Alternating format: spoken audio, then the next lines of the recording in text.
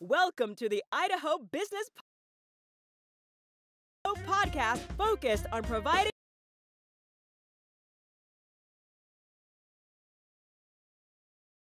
are in the right place. We interview local legends, learn business, and have way too much fun doing it. You're listening to the Idaho Business Podcast with your friend, host, and all-around great guy and owner of New Clean Commercial Cleaning, Spencer Ward. All right, everyone, welcome back to another episode. We are here with Timothy Mullowney, founder, CEO, owner of Select Pressure LLC, over here in Pocatello, Idaho. He started up a pressure washing company. Timothy is, born in California, went to high school in Salt Lake City, married a good old Idaho gal, and she coaxed him back into the Idaho way of life, So obviously it's got to be better in Salt Lake City or California, right, Tim? Oh, much better, much better. People are nicer. That's right. That's exactly right. Hey, Pocatello, number one, is the smile capital of the USA. So we've got to be nicer. We'll uphold that. So, all right. Well, let's get in. Well, before we get into this, we're sponsored by Lookout Credit Union. These guys are a phenomenal bunch of people. They're there to help you with your financial needs and help you to get where you want to be and help you build yourselves up to the point that you want to be at. So if you go into one of their branches and you open up a new account, they will give you a free swag bag if you mention that you heard about them from the podcast. So perfect timing for the summer. You get all the goodies in this swag bag: t-shirts, hats, all the fun stuff. But if you want more information about them, you can go to our website, theidahobusinesspodcast.com, and click on their sponsorship name and learn more about the Lookout Credit Union. Timothy, what made you think, you know what, I want to be outside with some high pressure water and cleaning some homes and some commercial buildings? Well, for starters, I work in a still shop full time, so there's no water involved. At least when I spray down a house or spray anything, I get that little bit of mist back. So that cools me off a bit. There you go. I'll take that over dry heat any day. Yep, I agree. So what made you think, hey, this is the business for me then, besides liking to get cooled down? I've always woke up every morning thinking I can do something more than what I'm doing now. I like to be outdoors regardless of the season. So I used to detail cars way back in the day with pressure washers and realized, well, it's not that hard. It's pretty fun. I get to use a pretty high powered hose. So why not do that for myself? That's awesome. Well, those that are listening too, Timothy literally just started this LLC and this company this month in June. So by the time this airs, it'll be in July. But this is a brand new endeavor for you. So this is great. You're the newest company that we've had on the podcast so far. That's so impressive. Congrats. Thank you. Well, cool. So how's it gone so far? It's actually gone really well. I've done quite a bit of research on this. I've been taking my time. This is something I've wanted to do for, I'd say, at least 6 months now. Been going over dang near every aspect of business that I could. I don't have any special degrees or anything. Don't need that. Nope, you don't. You really don't. You just got to have the drive and the passion and understand what you're doing and what you're selling. I've always felt like I've always wanted more than just a 9 to 5. Well, I work an 8 to 5, which is weird because you grew up hearing 9 to 5 and it's really 8 to 5. But just always wanted to work for myself and make my own living rather than having to be tied down working and obligated the obligation part is the hardest part for me. Sure. Like, I can't just create my own schedule. I'm set to a schedule. I'm tied down, and I'd rather be able to have the opportunity to create my schedules on my time, around my customers and clients, rather than just wake up, roll out of bed, go to work, come home, spend 3 hours, if that, with my daughter. And no, that's good, man. That's good. That's the thing. You really have to switch gears when you start your own business. You have to, instead of just going to work and of course you want to put a good day's effort into whatever company you work for, of course, but you that paycheck's coming every 2 weeks, whatever your frequency is, to now being okay. I have a little bit more freedom in my schedule, but if I want that cheese, I got to go hunt. Exactly. So it's you got to go hunt. You eat what you kill when you're a business owner. So that's exactly that's the two differences there. So as I did the same thing as I started my company. I was working part-time for my father and starting this up, and then eventually my father's company was no longer. And at that point, the safety net was gone, and I knew I had to go hunt harder and get smarter. So that's cool, man. So now, where's your service area? Are you just in Pocatello, or how far do you travel for this? Nope. I go from Pocatello, American Falls, Aberdeen, Ingham, Blackfoot, McCammon right now. Those are about my service areas so far. Okay. And you do commercial, residential, everything in between? Oh yeah. Okay. Very cool. Any aspect of your interior cleaning needs, we got you. Yeah, I like it. Well, cool. So when it came down to starting this, of course you have to have all the big boy stuff of, you get your insurance, all the fun stuff there, make sure you're covered. And then, we talk a lot about on this podcast about knowing your numbers and understanding what you're getting yourself into, and knowing how to price yourself. Right. So that's always fun one, isn't it? To know what you should charge. Because sometimes when you're especially brand new, you think, okay, yeah, I'll make money at this rate. But then as you really dissect your numbers and what all goes into that, there's quite a bit more that you don't think of, right? And tell me about that experience, if you have any. Yeah. So when I literally day one, I figured, heck, throw a Facebook ad out there and I'm going to be booked for the season. It's not only just your marketing. You've got to know your expenses, your income, and all that. And you've got to try to guesstimate, because that's really all it is at first when you're first starting out, is just a guesstimate. And I mean, I guesstimated down to the sales tax, down to the penny. And so far I've been pretty spot on my expense wise. Income, not as great as I initially hoped, but still not detering me from continuing, because I mean, there's still clients and customers that are coming in. But one thing that I can say is, just because you don't get booked for the whole season within a week doesn't mean you should stop. There's still the potential market.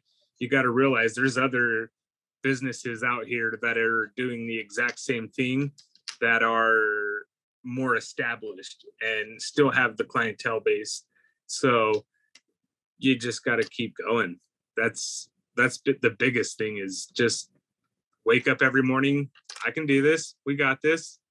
One more. Yep. I know when I first started, there's a few times I bid out a job thinking, oh yeah, I should be able to make money at this, for thinking it's going to take X amount of time. And I remember afterwards, I'm like, oh gosh, I literally paid them to work for them. That sounded like my first job. It's like Napoleon Dynamite. It's like $1 an hour. So but wasn't even $1 an hour. So the fun things of learning the business, man. So that's cool. Well, what's Exactly. been your biggest frustration so far? Oh man, honestly, I don't think I have any frustrations. This is something that I've wanted to do for a long time. Not only just this business, but I've always pictured myself as owning a business and starting a business since I was in high school. I I like the idea that I could possibly employ people in the community and help give back to my community. Um, and at least now that's what I'm doing. So if anything, I don't feel any frustrations. Um, all the resources you need are there, whether you can talk to somebody, a personal business owner that you may know, or just a simple quick Google search. I mean, you can find all the resources you need. And Hmm. Yeah, it's true. It's good to have a mentor as well out there that that can kind of help you understand, like, hey, this, watch out for this. You know, you might want to do this instead of that. We've all have that, and I think everyone, no matter what level you are in business, needs to have someone that you can run ideas by, and someone who you trust, and, so someone who you look up to in business. So that's huge. Well, what's the best advice you could give our audience based upon your experience of maybe starting a new business, and also a two-part question: your experience of starting this thing that's brand new, and also best advice for our audience for you know using your services, and what they're looking for of things that you could take care of for 'em.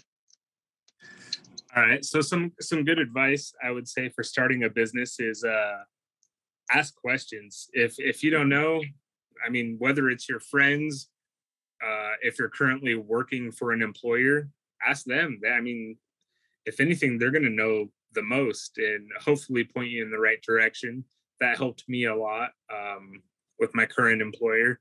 He is happens to be on several boards, and so that helped in the aspect of getting me pushed in the right directions, at least asking the right questions. Mm-hmm. Um, as for starting a new business, don't feel bad. Don't feel bad for what you're doing, because it gets tiring. It seems frustrating at times, but like I said, all the information's there. Whether you ask a friend, current employer, Google it. I mean, all the answers are there. And then once you realize what is all entailed, it's like, oh, that's it. That's all I had to do. That's awesome. Yeah. I would say the worst part is getting quotes for your insurances. That's the hardest part. At least it was in my case. I knew what I wanted to do. At least crunch numbers as best as you can, for your potential expenses and potential income, and be as realistic as possible. Because if you're going to set your goals, if you're going to be unrealistic and say, oh, I'm going to make $100,000 this season, well, yeah, with zero clientele, well, you're going to be pretty upset at the end of the season, chances. But it's not unfathomable. Like, it's something that could No, be it's possible. not unfathomable. So Definitely possible, but also keep your expectation realistic. But also, I like to reverse engineer things. I'm like, okay, if I want to make $100,000 in profit, and I'm making X amount in gross revenue, and my net revenue is X amount, a percentage, then I have to, okay, this is how many jobs it's going to take for me to get this much money a month. Exactly.